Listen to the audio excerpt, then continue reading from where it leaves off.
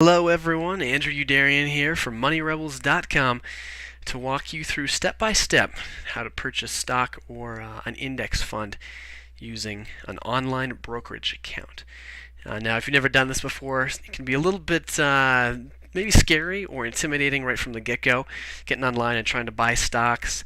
You've never done it before. How do I do this? What am I supposed to be buying? What if I mess up and I spend all my money on some crazy stock accidentally?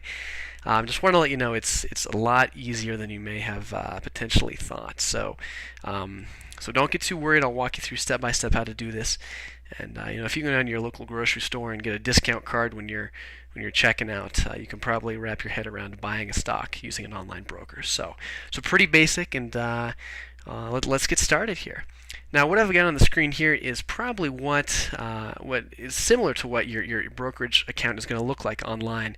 This is assuming you've opened an account with your brokerage fund, or your online broker rather, and you've gone ahead and logged in with your username and password, so you get to this main screen.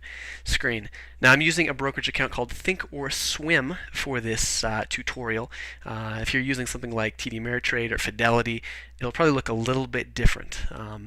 Now, while you might have a different broker, all of the functionality we're going to discuss will be universal throughout any brokerage account. So you shouldn't have too much trouble taking the information and the steps we detail here and using them with your account. Now, the one thing you're going to find pretty much on every page of your brokerage account is a little box that says symbol and then gives you a place to input a symbol here. Now, every stock or index fund or ETF, pretty much anything you can trade on the markets for the most part, has what's called a ticker symbol or just a ticker. Ticker and symbol are synonymous, they're the same thing. And they just represent the kind of the code for the stock or the index fund. So for IBM, for example, you wouldn't type out International Business Machines. You type IBM and hit enter, and it'll pull up IBM here. Google, for example, is GOOG, and that's its unique identifier. So if you want to trade Google stock, you type that in. If you do want to find what the ticker is for a certain company, you can probably do that. You can definitely do that within your brokerage account online, or you can go to finance.yahoo.com and you'll be able to find it there too. But for the purposes of this exercise, we're just going to assume that we know what we're going to buy, which is the S&P 500 index fund. And if you've read through our tutorial that talks about investing for beginners, you'll know that the ticker is SPY. So we're going to type in SPY here and hit enter to bring that up. And if you haven't read through our tutorial about investing, it's a great tutorial, especially for those who want to invest and start investing for their future, but really don't want to spend years and years learning about finance. You can check that out at moneyrebels.com. But we'll assume we know we're going to invest in SPY, which just represents the S&P 500 index fund. So it's just a collection of the 500 biggest companies in America, and it mirrors really the average market. So when people say, oh, the market was up 2% today or down 400 points or whatever it was, they usually refer to one or two big indexes, either the Dow Jones Industrial Average, which represents the 30 biggest companies in the U.S., or often they're referring to the S&P 500, which represents the 500 biggest companies in the U.S. Now, we're going to use the S&P 500 index because it's a little bit broader of an index, and it's just what we're going to use for this example. So we typed in SPY and hit enter, and it brings up here what's called a quote, and this gives you some information about the index fund we're going to buy. I'll walk you through some of the information it gives you. It gives you the last value that the index fund was traded at. It gives you the net change for the day, so how much it's up or down. And then it gives you these two things called the bid and the ask. And this is a little confusing, but really, really not too bad. The bid says 91.36 is how much it would cost you, or how much you could sell the stock for if you owned it, how much you could go out in the market and sell it for. So it says 91.35 right now. The ask, we just changed it a little bit. The ask is how much you would have to pay to buy that stock in the market. Now, you can see these numbers are always changing because they're a live feed from the live market conditions. But you can see the bid is always going to be about a penny less, at least for this index fund, than the ask. So it says 91.34 and 91. Well, change 91.33, 91.34. That difference between what it costs to buy it and what you could sell it for is called the spread.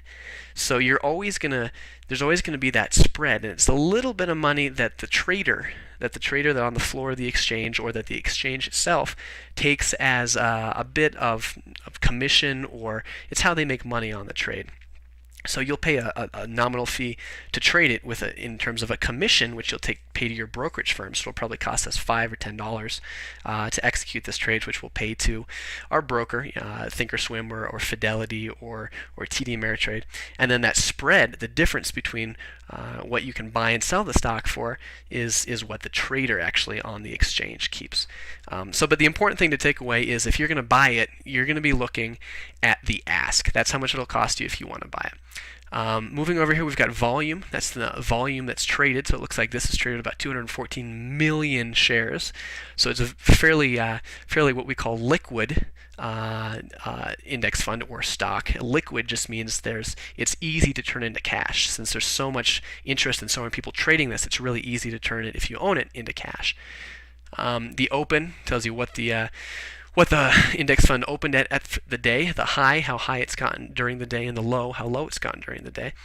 So those are just kind of some of the main statistics. Really, the thing we're primarily interested in is just the ask. So depending on your platform to buy or sell this, what we're going to go ahead and do is I'll click on the buy button here. You may, on your system, have to click a little buy or sell radio button. But however you do it, it'll come up, and it gives us this order confirmation box. Now it says, we want to buy, so we'll go ahead and select buy here. Now the quantity depends on how much you want to invest. So this is trading at around $90 a share, and let's say we want to invest about $300. Well, if we've got $300, really the only amount we can afford to invest is about $300. So we can't buy more than 3 shares. So we're going to go ahead and put 3 shares in there. Quantity 3.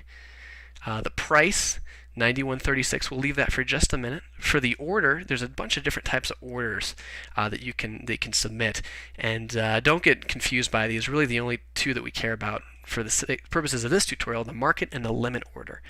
The market order just submits your order at the current market price. So it says fill this order as quickly as possible at the price that is just out on the market. The other type is a limit order, and that just says, I want you to fill this order, or I'm going to submit it, and I only want you to buy the stock if you can get me a price of X or lower. So we're going to look at this, and for this example, we'll say 91.50. So this says a 91.50 limit order means I only want this to go through if I can get the stock bought for 91.50 or less. So really, when you're doing this, I like to know what the maximum price I'll pay is. So I like to do a limit order just slightly above the market price. You can see here the market price is 91.43. And then so I'm going to go 91.50 limit. I just like to know my top ceiling. But if you do a market, usually you'll get it real close to this market price down here as well. And then rules, day, or GTC. GTC means good till canceled. We're going to go ahead and just go day. So a day order means if at the end of the day, if it wasn't filled, it'll cancel the order. A GTC, or a good till cancel, means leave this order out as long as it doesn't get filled, even if it doesn't get filled today. Or if we say if we do a limit order and we say I want you to buy only if it's $90 or less, and that doesn't get filled, that order will stay the next day and the next. But we're just going to do a day order. So we've got 91.50 for a limit order. That's price is above the market, 91.42, so it should get filled if we go ahead and send it out. So we'll click confirm and send. Just gives us a nice little description here of a summary of the order, saying we're going to buy 3 SPY at 91.50 limit. It gives us the amount we got to spend, $274.50 plus a $5 commission. This all looks good to me, so I'm going to go ahead and click send order, okay. And it gives it just a minute. And we can look down here and see buy 3 SPY at 91.50 limit filled. So if we go over to our monitor tab here, we can see, yep, indeed, SPY, we have 3 shares. The net price, we got it filled at 91.38, and it looks like, looks like we're off to the races here. So you've just successfully purchased your first stock. So real basic, real easy to do, and it just gets easier with time. So no excuse really not to regularly be able to follow the trading schedule you've set up. So if you do have any questions, you can always get on the moneyrebels.com forums and ask them there. And also, all major brokerages usually have very helpful helplines that you can call if you're new to this, and they usually can walk you through pretty much anything. So that's it. Thanks for watching, and make sure to check us out at moneyrebels.com.